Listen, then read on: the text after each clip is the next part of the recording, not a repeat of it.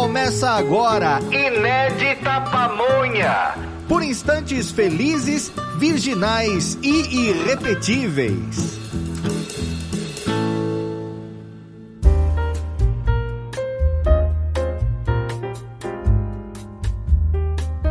Olá, seja bem-vindo ao nosso podcast Inédita Pamonha. Hoje é quinta-feira, dia de refletir sobre a vida, como aliás todos os outros dias. Mas quinta-feira tem também o Inédita, um oferecimento de Eastman Chemical do Brasil, BNP Paribas Asset Management e Profuse Haché.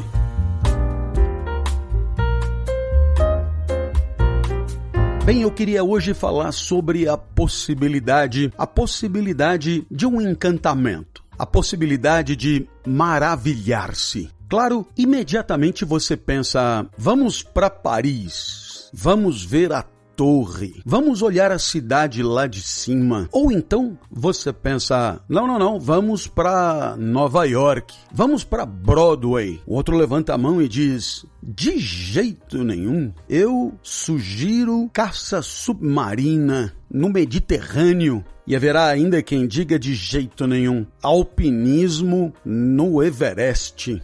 Então, para todos eles, a gente agradece enormemente as sugestões, entende a boa vontade, mas estamos falando mesmo de maravilhar-se no dia a dia, maravilhar-se em qualquer lugar, maravilhar-se de segunda a domingo. Estamos falando de onde a gente mora. Estamos falando também do caminho que percorremos até o trabalho. Estamos falando da hora do almoço com os colegas, ou quem sabe até. Estamos falando no expediente mesmo, no chamado expediente. Estamos falando do final de semana que é o nosso, o mais trivial possível.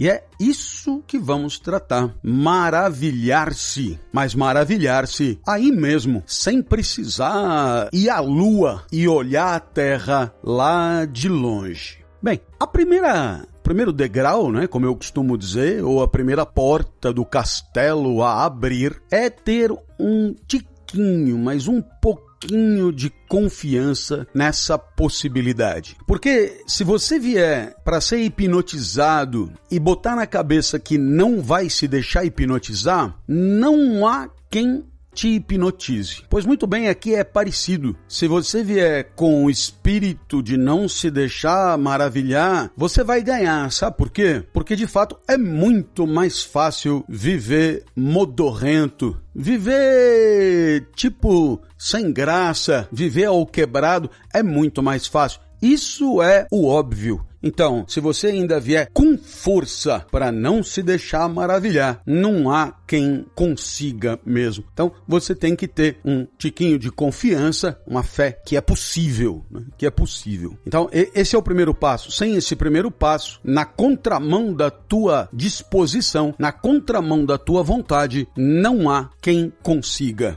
Eu vou abrir um segundo cômodo do maravilhamento. E esse segundo cômodo é dar-se conta. Dar-se conta. Veja, não é fazer de conta, é dar-se conta. Não se trata de fingir, mas de perceber. E quando eu digo perceber, é claro que você percebe. É claro que você está o tempo inteiro olhando, vendo, né? Ouvindo, apalpando, cheirando. É claro que você percebe. Mas se você percebe todo dia e o tal do maravilhamento não está rolando, talvez seja porque precisemos né, conseguir perceber diferente do que fazemos normalmente. Perceber diferente, dar-se conta de outro modo. E aí eu me lembro da monja nos seus ensinamentos, quando ela faz algumas sugestões maravilhosas, como todas elas. A primeira delas é você se dar conta do pé no chão. Pode ser descalço, pode ser com meia, pode ser até com sapato, mas você sentir na planta do pé o chão. Naturalmente, esse tipo de percepção do mundo através do tato na sola do pé é uma ruptura com o cotidiano. Claro que é. Por quê? Porque não é o tipo de coisa que você vai perder tempo percebendo, né? A gente pisa e vai pisando e resvala e tem, digamos, chãos com texturas diferentes, né? Com aderências diferentes, portanto atritos diferentes, tem de tudo, mas você manda pau, vai pisando e lixe-se, né? Teu foco tá em outra coisa. Então a sugestão é perceber o pisar e depois outra sugestão da monja, perceber a respiração, dar-se conta da respiração, trazer para a consciência o que não estava, o pisar no chão, a respiração. Olha que loucura, né? De fato, é maravilhoso quando você consegue trazer para a consciência aquilo que não tinha entrado ainda e você percebe que pisar e respirar sempre fizeram parte da tua vida, mas você nunca tinha dado bola para isso.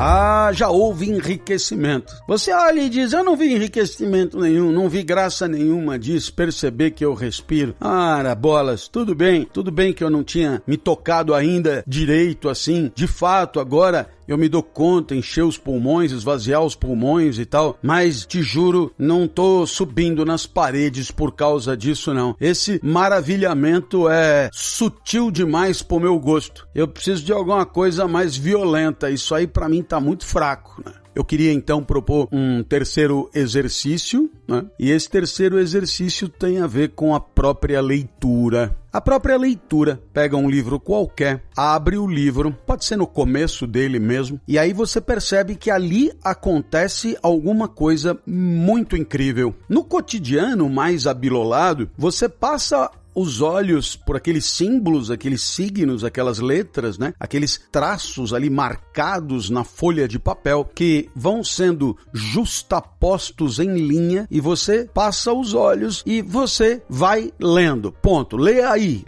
não aborrece. Lê aí, ponto final, né? Lê aí, não enche o saco. Pois é, rapaz. Porém, aqui acontece alguma coisa simplesmente maravilhosa. Por quê? Porque você passa os olhos por aquilo que você está lendo, né? E o que acontece é que dentro de você parece surgir uma voz que lê para você aquilo que os olhos estão vendo nas páginas do papel. É incrível porque talvez você não tenha se dado conta, mas a leitura é um processo complicadíssimo de decodificação. Você passa do que está escrito ali para uma voz, para um som. Esse som interior dentro de você, ele te permite imediatamente associar com outras ideias, imaginar o que está sendo descrito, relatado. Nossa, é uma sequência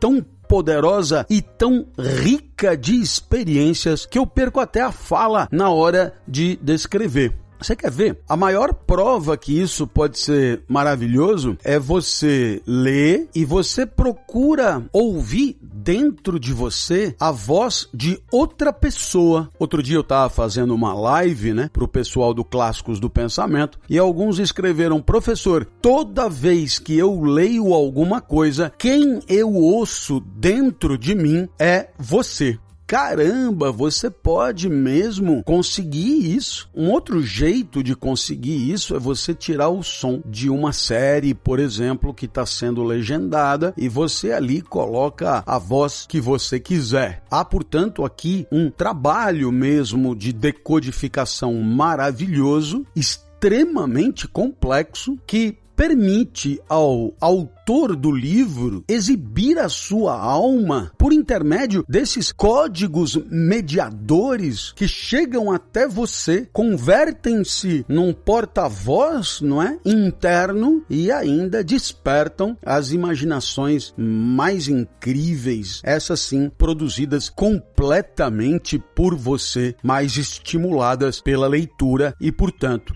mais remotamente pelo autor e suas convicções. Então, vai aqui um exercício maravilhoso para além de pisar e respirar, que é o exercício de trazer a prática da leitura para a consciência. E veja, não é trazer para a consciência, digamos, a trama do que você está lendo. É mais do que isso. É trazer para a consciência a prática da leitura do que você está lendo. Portanto, é um degrau acima ou é um degrau a mais de recuo no sentido de observar a maravilha desse instante prático, que é o instante dessa atividade tão incrível para nós, que é a atividade da leitura, não é? Então eu acho que nós estamos indo a caminho do maravilhamento e a gente acaba concluindo que ler não é uma atividade banal, não pode ser entendido como uma atividade banal, né? E, portanto, claro, trata-se quase que de um ato misterioso, não é? Em que, por hábito de empobrecer a própria vida, a gente joga na conta de um piloto automático, né?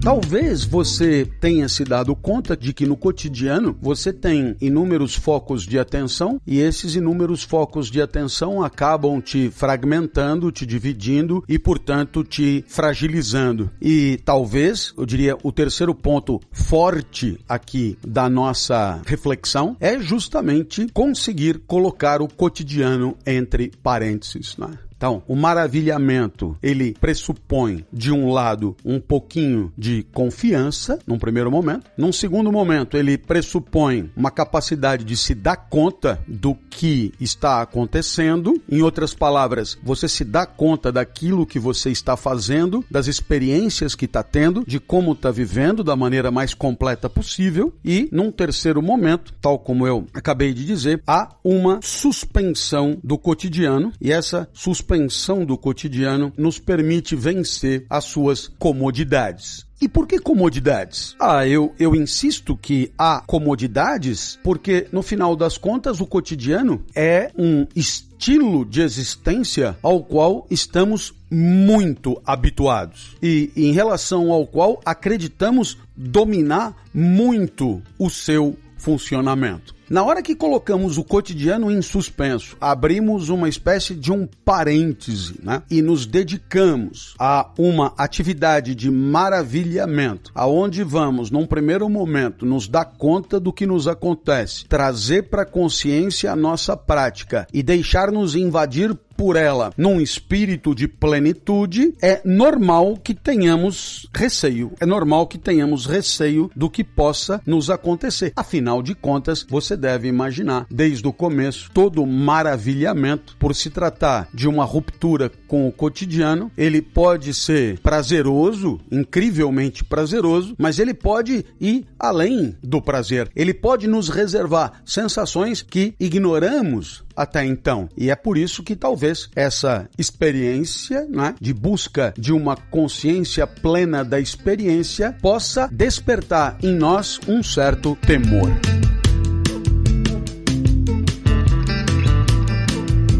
Subimos para uma quarta condição importante desse maravilhamento. Esse maravilhamento por romper com o cotidiano, ele também implica romper com uma perspectiva utilitarista da vida. Em outras palavras, você não existe para alguma coisa, mas existe por existir. Experiencia por experienciar. E dessa maneira, isto não está a serviço de nenhuma outra coisa. Não é útil para nada. Outro dia eu fui gravar uma palestra e fui para chegar, né? Era muito perto aqui de casa, eu fui a pé e fui para chegar.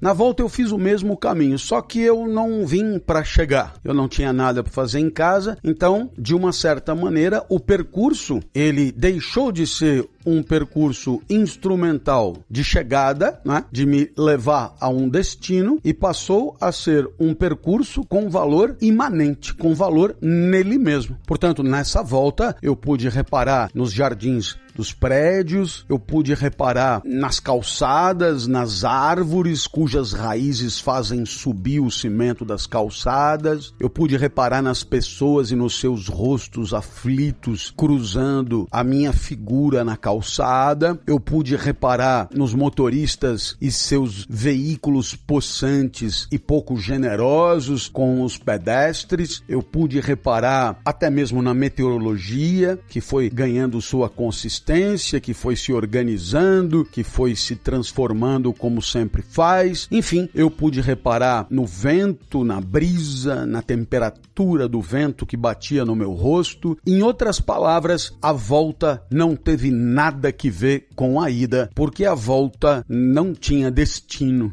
Não se trata de um percurso que leva ao destino, mas sim de um destino que se esgota no percurso, cujo total valor está no passo a passo da transitoriedade do trânsito. Pois muito bem, além de colocar entre parênteses o cotidiano e retirar a experiência de uma lógica instrumental de utilidades e finalidades, é preciso também saber tirá-la de uma lógica de causas e efeitos. Em outras palavras, nessa experiência de maravilhamento, nessa experiência de embasbacamento, não cabe avaliação de porquês. É muito hostil ao maravilhamento.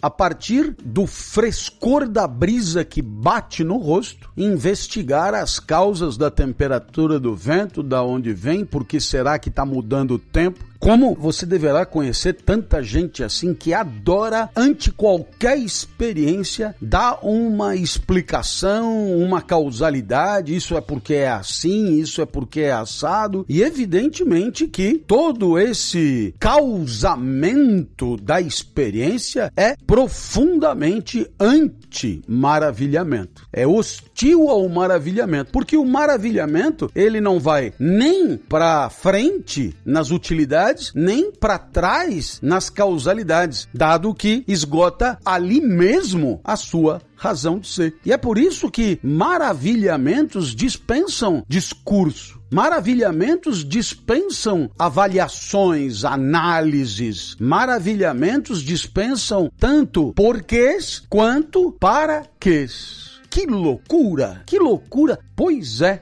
E para fechar, porque o pessoal aqui do podcast daqui a pouco vai arrancar o plug da tomada, a última coisa que eu queria falar sobre esse maravilhamento, que me parece absolutamente maravilhoso destacar, importante é que, veja só, você não vai nem para trás, você não vai nem para frente, você esgota ali mesmo, e é por isso que num instante de experiência maravilhada, você rompe com a cadência ordinária do tempo. E essa ruptura com a cadência ordinária do tempo faz com que o tempo percebido, ele se distancie completamente do tempo do relógio, do tempo dos ponteiros, do tempo das agendas, do tempo dos compromissos, do tempo dos encontros. Esse tempo, o tempo da experiência, em maravilhamento, ele ganha uma cadência que lhe é toda própria. E é por isso mesmo que o tempo passa e você, maravilhado, não consegue aquilatá-lo, avaliá-lo e medi-lo. Quando você volta para casa, depois do percurso a pé, alguém que não se deixou maravilhar perguntará: onde é que você estava que demorou tanto? E você responderá simplesmente: maravilhado, maravilhado. A maravilha é assim, ela te tira um pouco do cotidiano, do destino, da causa, do discurso e do tempo. Uma experiência maravilhosa.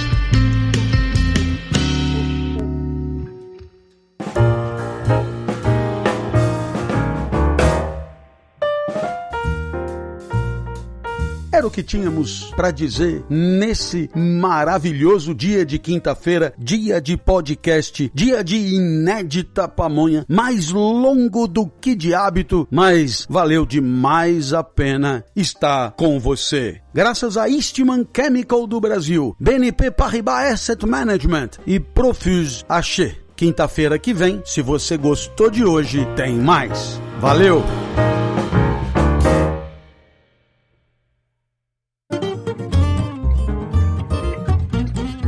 Você ouviu o Inédita Pamonha, por Clóvis de Barros Filho, trazido até você pela revista Inspire-se. Acesse www.revistainspirec.com.br e nos siga nas redes sociais. Este podcast foi editado por Radiofobia, podcast e multimídia.